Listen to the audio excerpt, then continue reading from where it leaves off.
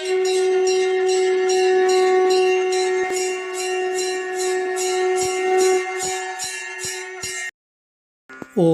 ஸ்ரீ குருப்பியோ நமஹ. ஓம் கம் கணபதயே நமஹ.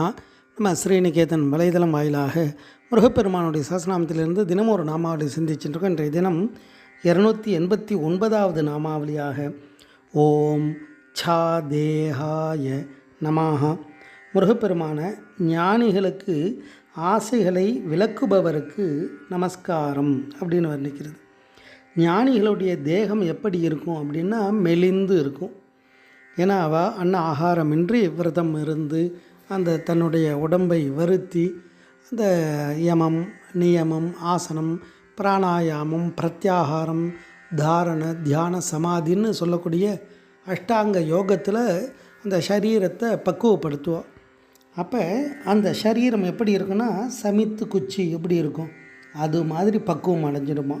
அதனால்தான் இந்த இடத்துல சாத அப்படின்னா மெலிந்து போன அப்படின்னு அர்த்தம். அப்போ மெலிந்த தேகத்தை அவள் அடையிறதுக்கு காரணமானது எது அப்படின்னா அவள் எதை விட்டுருப்பா அப்படின்னா ஆசைகளெல்லாம் துறந்திருப்பாள். அப்போ ஆசைகளை துறக்க எது வெளிப்படும் அப்படின்னா ஞானமானது பிரகாசிக்கும்.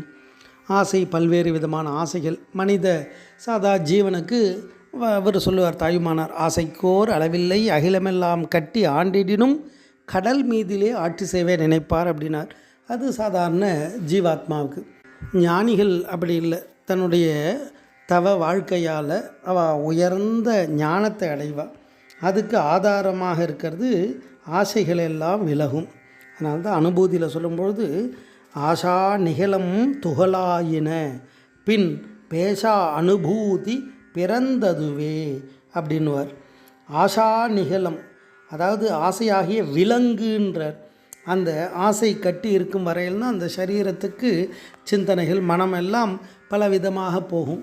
அதை இறைவனிடத்தில் ஒடுங்கும் பொழுது ஞானம் பிரகாசிக்கும். அதுக்காக தான் திருமந்திரத்தை சொல்லும் பொழுது ஆசை அருமீன்கள் ஈசனோடாயினும் ஆசை அருமீன்கள்ன்றார்.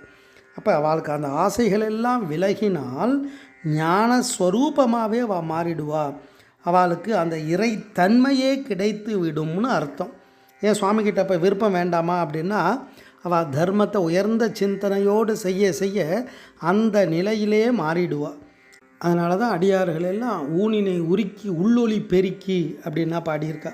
அப்போ இந்த சரீரத்துக்குள்ளே இருக்கக்கூடிய ஆசைகளெல்லாம் நீங்கள் இந்த சரீரம் எப்படி ஆகும்னா எந்த விதமான பந்தங்களும் இல்லாமல் ஆனந்தமாக இருக்கும்.